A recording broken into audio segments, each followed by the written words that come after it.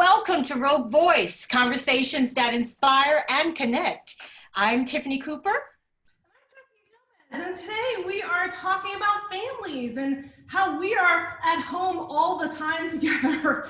I don't know about you. I think, for us, it has been just a little bit of tension and trying to figure out, who's going to do what when. I know you've been at home with your husband, kind of cooped up, both trying to work. What is that? Absolutely. It's been crazy. It's trying to figure out our new routine and negotiating space and, who's the loudest when they're in the Zoom meeting. It's been crazy about like how we want to, have shared activities together, who's going to do what, who's going to cook.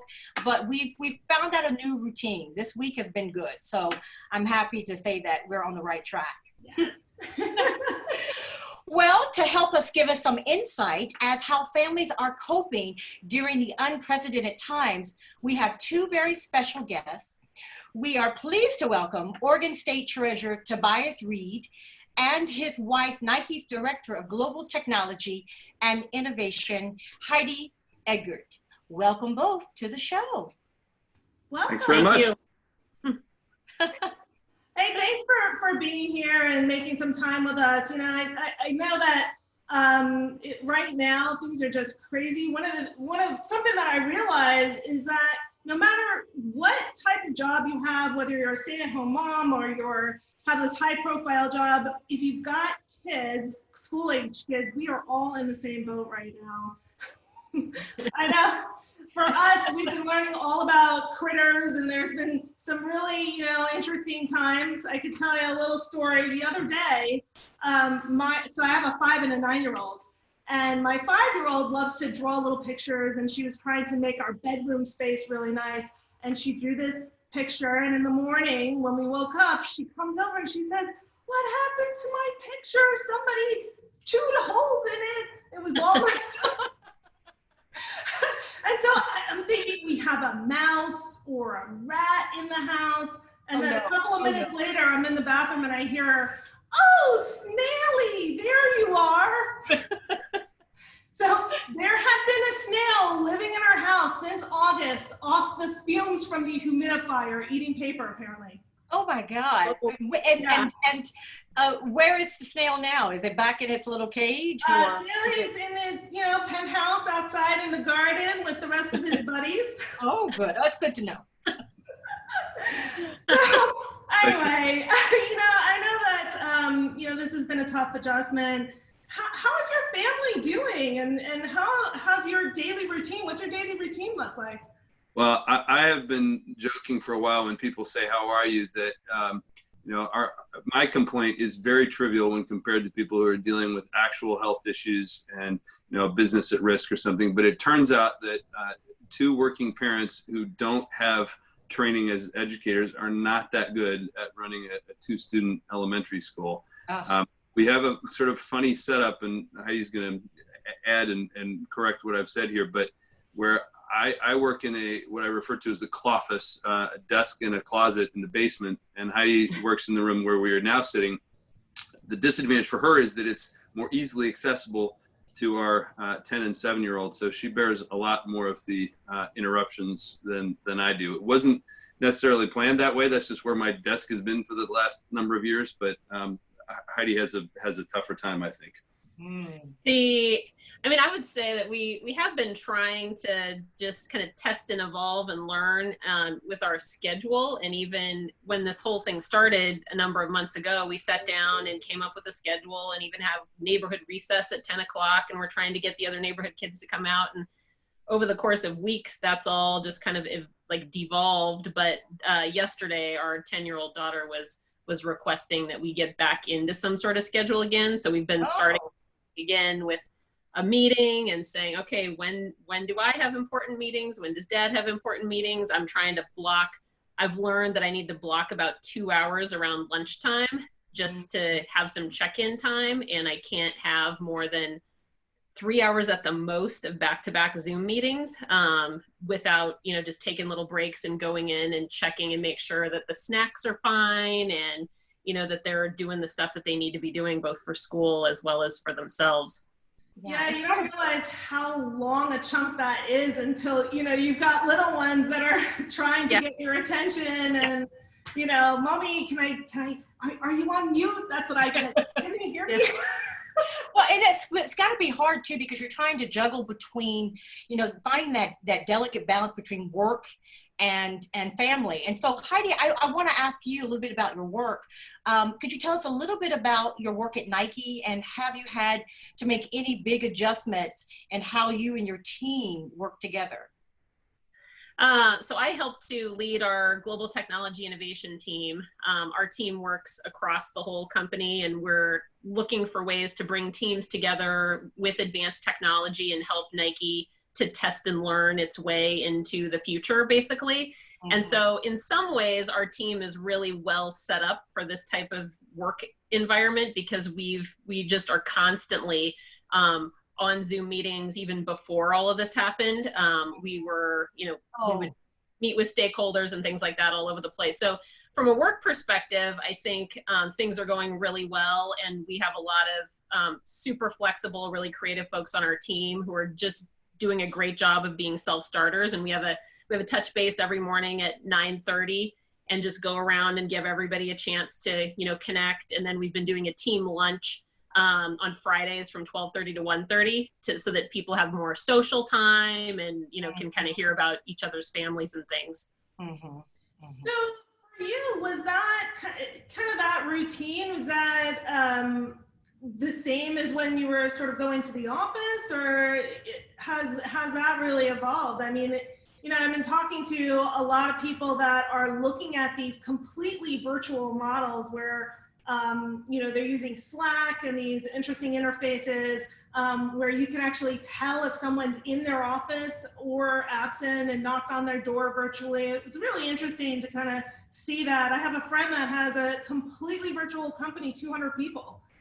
That they're working with. And so, do you think that you'll be moving in that direction more permanently, or how do you think that's going to work out? I mean, from our perspective, I think that I was actually just talking to some people about this today, and we all feel like there are definitely things that are harder to do virtually, mm-hmm. and we're still trying to figure out that. But then in some ways, this whole lifestyle that we're in right now is making we feel like more efficient, because you realize, all right, we have 30 minutes with this person, and in the context of a 2-hour, period of time when you can do a Zoom meeting or a bunch of Zoom meetings. And so what exactly do we need to talk about in this 30-minute meeting so we can get on with our next thing? And instead of just kind of, ending up with multiple 2-hour meetings that could have maybe been covered in 30 minutes. So in that sense, things are getting more efficient. I hope that sticks with us. I agree with that. From the Treasury perspective, we just had a series of meetings yesterday with our whole team. It's 150 plus. We talked about having to strike the right balance of, I feel strongly from Treasury's perspective, we're better off when we're physically together and all the things that can happen spontaneously, but it's obviously not safe to do that now, so we're not going to be able to do it for a while. And in that context, I agree with what Heidi said. There are some things that are a lot more efficient and a lot more effective. It's an obvious statement, but it is actually easier to get a whole lot of people around a virtual table than a physical table. And in a context where there's policy development and discussion to be had and politics to be managed, that can also be a real advantage. So I think when we get to a more stable new reality, there might be some lasting positives from this experience if we get the right lessons. Well, I agree. I think that you probably will, like most companies, will adopt some of the positive changes. I think one of the challenges is finding body language, right? So when you're doing these virtual videos, it's hard to gauge emotion sometimes, right? Because we do rely on body language, because body language also speaks before you actually open your mouth. So that's one of the things I notice, having to, I feel, exert more energy so people can see the energy, because sometimes the video doesn't always pick up right. body language that you're trying to convey. But I do agree that there are wonderful positives, and there's definitely time efficiency is an issue that I think that the doing video conferencing has nailed. So I want to pass this to you, Tobias. Sure. I want to ask you, what are 3 things families can do to help weather the unprecedented financial shifting during these times? What are 3 things that families can do for families who have lost work, or families, or parents who have lost income? Well, I think there are some real advantages to us. I mean, challenges that we've already talked about, but some advantages to being home in that it gives us a chance to recognize what is and isn't important. We have spent a lot more time playing board games and going on neighborhood bike rides and those kinds of things that are essentially free. So one thing is to focus on those things where you can get enjoyment and fulfillment without any cost. That's a really significant thing, I think. A second thing is to think about the sources for the things that you do have to buy. There are a number of interesting efforts, grassroots, in fact, that are emerging to help support the local businesses that are otherwise struggling. One that's I'm really excited about, that's being tested right now in Bend, that I hope is going to make its way around the state, called SOS Bend, where people can essentially buy future credit at a local business that's not yet open. You get a QR code that you can then use later at your favorite restaurant or bookstore or whatever else. We're fortunate here in the Portland area. There's a local bookstore who will deliver the book to you on your porch, which we've taken advantage of once or twice. We've gone through the drive-through version of the farmers market, and we tried, maybe once a week or once every 10 days or something to get takeout from one of the local restaurants. So I think that's an element too, where we can be more aware of how our local economy works. And the third thing, as much as it's possible, and I recognize that some of us are more insulated in this moment than others, but to the extent you can keep saving, whether that's for retirement or emergency fund or college, that's a really good thing to do. And there's I think a nice way of remembering this that came from a guy who was one of my college classmates, who's now a reporter at Bloomberg. He said, your savings accounts are now like your face. Don't touch them. Interesting. Right. At least as it respects the deposits. Keep depositing as much as you can. Well, they say now, right, when you go to date someone, you should look at their retirement account. I think they've been doing that for a long time. Yes. Yeah, along with their credit report and everything else that they have going. But I really love what you said about supporting local businesses, because there's some really incredible, I know where I live and where Tiffany is and where you are, some really entrepreneurial small business owners that are working really hard just to stay afloat right now. Yes. And, paying attention to, how we can better support them as members in the community, and, what are safe ways to engage. I went to, and I got takeout for the first time in a long time because I was so worried about packaging and whatnot. But I went and I spoke to this couple who owns a local Mexican restaurant, and they're doing okay, and they were happy to see me, and we hadn't seen each other in a long time, and she came out and she said, "Oh, Jessica, it's so good to see you." And it was just, those moments are just so important when you think about what the resiliency is really like in your community, and making sure that we're supporting that. And we're all in this together, trying to help each other. That's the thing. And that connective tissue, those relationships, are what make communities work. And we've got to keep track of that. Our son turned 7 on Saturday, and we had to figure out what to do. We ended up having a drive-by, walk-by, bike-by birthday party. We got the clown who shows up at the school carnival to come by, and he was initially kind of skeptical about it, like, it's going to be kind of rainy. I don't know if anyone's going to show up. And said, listen, this is the most exciting thing that's happened in our neighborhood in weeks. People are going to show up, and they did, and it was. Oh wow, that's awesome. That's great, and it made his day too. I mean, it's a 7-year-old birthday that he will not forget. Indeed. Yeah. Well, and there's a family down the street that has twin 4-year-old boys who were just laughing at every single thing that the clown did and have this incredibly infectious laugh that was just making everyone else laugh too. So I think everyone just needed a laugh and a smile, because we've all been living in very serious mode for the last couple of months. Yeah. So Heidi, I want to ask you, because we're talking about families and the balance between work and home life. Is there anything on your plate that you would eliminate that would make your life easier now in COVID times?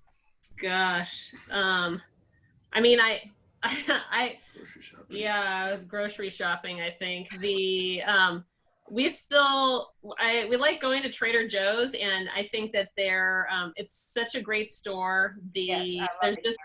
There's just a line, now to get in, but once you're actually in the store, at that store, I find it's quite relaxing to shop there versus like having to run to Target or some other place like that where the shelves are out of stock, and it just really feels like a very stressful experience. So I know we could technically get rid of that by doing Instacart or other things. In some ways we've done delivery, but it just seems like sometimes people, like, things get left out of the delivery and then you have to go to the store anyway. So I have to say I'm not enjoying that grocery shopping experience, but we do it, and we're grateful that we can do it. So I'm curious because I'm in the same boat. I go to Trader Joe's, I go to different stores, and I feel like the challenge is planning interesting meals so we're not eating the same thing. How are you keeping your meals interesting? And are you rotating the roles of who cooks what, or is it? Yeah. Well, actually, I think one of the best things that may be coming out of this whole thing in our family is our daughter and son have wanted to switch rooms for a very long time. They have differently configured spaces, and she wants his space. He's willing to switch rooms with him. And so at the start of this, we said, okay, because they said, can we switch rooms? Can we switch rooms? And we said, okay, if you earn so many stars, for good behavior, you can switch rooms. And then she decided that she There we go. I guess they want to be a part of this show too. Yeah. So she also now has a vision for how she wants her new room to look. And she's been online window shopping for a while and has pulled together this list of curtains and this and that she wants. And she said, well, can you buy these things for me? And we said, Dad and I got you set up with a desk and a bed and all that other stuff. If you want these things, you need to earn money and go and buy your thing. She's like, well, how am I going to earn money? So we said, well, how about make a list of household chores and we can come up with prices for those things. And so brilliant. Oh my gosh, she is just on this. We have this list, and the prices range from 25 cents for cleaning out the cat box to $2 for making dinner.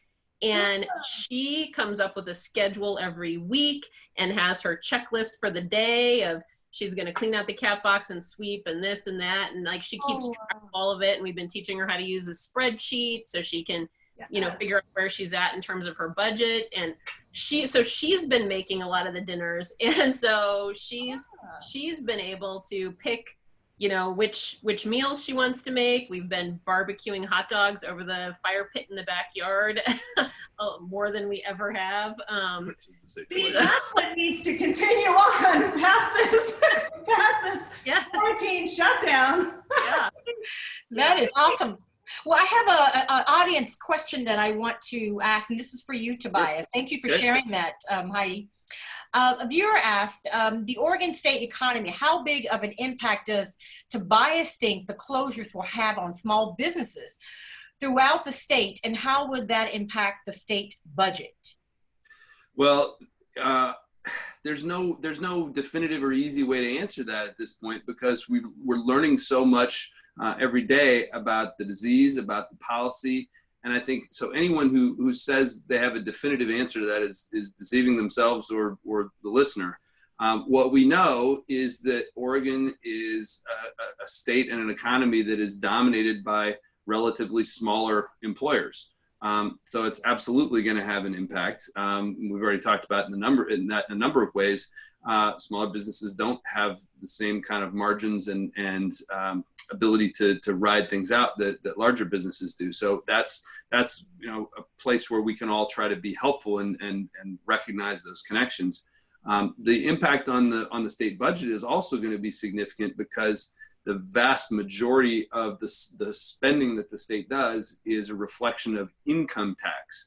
And when the income, is down amongst people, they're going to spend less, they're going to pay less in taxes. That will take a while for it to work its way through the system. In that sense, we're probably more insulated than a state that's dominated by a sales tax like Washington. So we'll see that go, and that's why it's so important that the federal government has enacted a number of stimulus and relief packages. It's why it's really important that over the last few years, Oregon has built up reserves to a level that we've never had before in our state's history. But the governor and the legislature are going to face some difficult challenges in the weeks to come. May 20th is when the next quarterly revenue forecast comes out. And at that point, they'll get to decide, do we start using the reserves that we've built up? Do we start making cuts? Likely, I would expect that there's going to be some combination of those two things. And then we get those forecasts every quarter.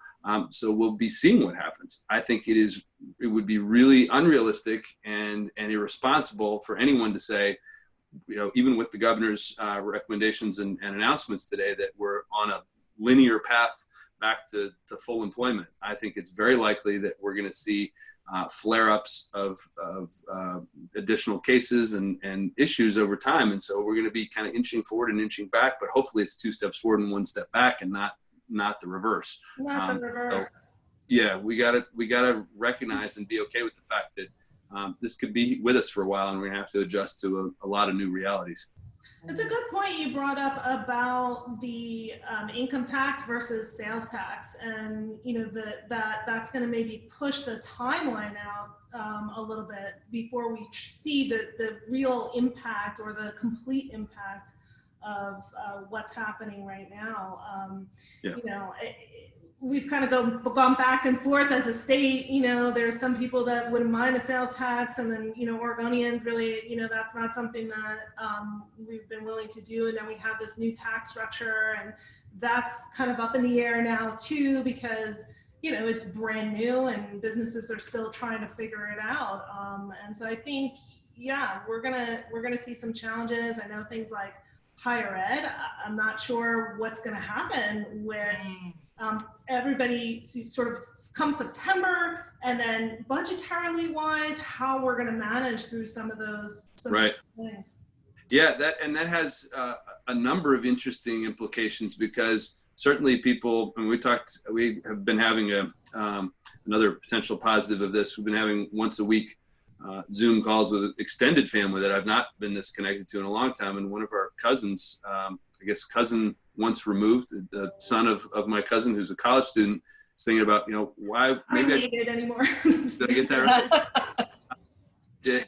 Should he just take a semester off in the fall? If everything is online, it's not the same experience and that sort of stuff. And of course, we think about bonds that universities have issued. They're based on a certain projection on tuition revenue, and if that's not there, things start looking different. So does this give us? And then from a K-12 perspective, this is only partially self-interested in saying this, but can we now admit that most of us are not farmers and we should go to a year-round schedule?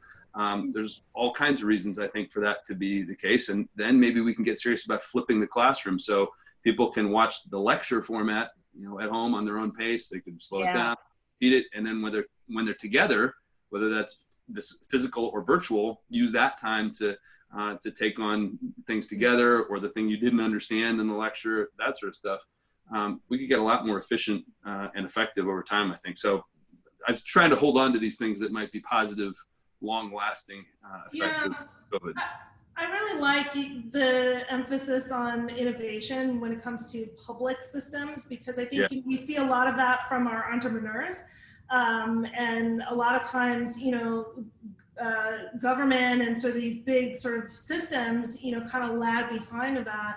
Heidi, you're in innovation. Are you noticing any new business models that might sort of arise out of the ashes of kind of what's going on right now? Are you seeing anything interesting as far as what people are thinking about?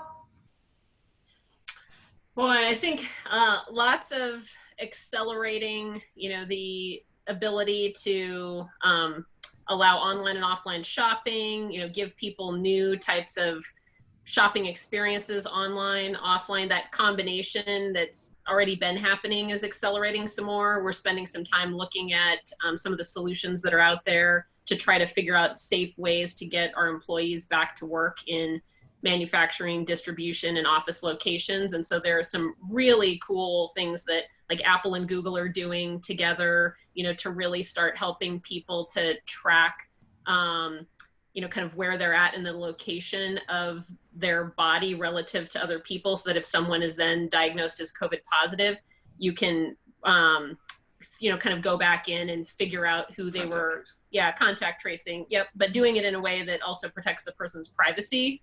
So lots of interesting work going on there too. So I think that people are open, more open to change than they have been, which, on our team is a great thing, because, in any case, in any time there's a change that people are working through, there's always a percentage of the population that's going to be excited about it. And then there's the percentage that's like, well, we've been doing this way for X number of years. Why should I change? And now I think people are realizing that change is just upon us. So let's be part of creating the solution instead of having the solution just kind of appear before us. I love that whole model moving forward. You guys talk about innovation, and you already seemed like your organization was already on the path of moving forward in the virtual realm. Yeah. And I always have a saying, stay ready so you don't have to get ready. So you guys are, I think, on the right path. I am curious to know if, do you think will people, some of the employees have options to stay home?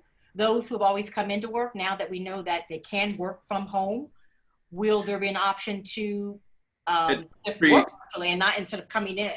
Yeah, I mean, I think there's at Treasury, I think there's going to be two answers to that. There's the medium term of how we're going to deal with the period until there is viable treatment or ultimately a vaccine, and then there's the after that. And after that, I think it's likely that we will be more flexible about hybrid models, but I can't see Treasury ever saying never come in. I think for us there is value in people being together. It doesn't mean that it has to be 100% of the time, and I think the point is that there'll probably be more flexibility, but I think people will need to come in at times. Okay. I would think the same. Yeah. Well, I want to shift gears as we wrap up. I want to ask both of you just really quickly before we wrap up, what is on your quarantine book list? Go ahead. Well, I just finished read/listening to on Audible this book that I've been telling everyone about, and it's The Hidden Life of Trees. I'm finding it's super interesting. It's written by this German forest ranger and talks about how trees kind of connect and support each other. And in this time where everything is changing, it's very comforting to me to read through here and think about these entities that have been around for hundreds of years that have figured out how to support each other. And I think there's a lot we can learn from that in this time. I try to have a serious and a less serious one. So on the serious kind of nonfiction side, I finished listening to one called Debt, The First 5,000 Years. This is more anthropology than economics, but pretty interesting. And reading the new one about Churchill's first year as prime minister called The Splendid and the Vile. And then I am really starved for sports. So I've just started a fiction one called The Cactus League, about minor league baseball. So we'll see. Oh, wow. Well, thank you both. Thank you for that. I hope our audience is going to really enjoy this as they review this back. Thank you for such a great conversation and insight. And we really appreciate all of the insight and advice that you gave. And I know our listeners did too, just as much as Jessica and I. So remember to tune in to Rogue Voice online every Thursday at 4 p.m. Pacific Standard Time, and connect with us on YouTube channel and Facebook, where you can send us a message or leave a comment. We want to hear from you. Next week, we'll be discussing the topic, new models in education and how teens and parents are adjusting to distant learning. So tune in. Thank you, and we look forward to seeing you next time. See you next week. Thank Thanks you. very much. Bye. Bye.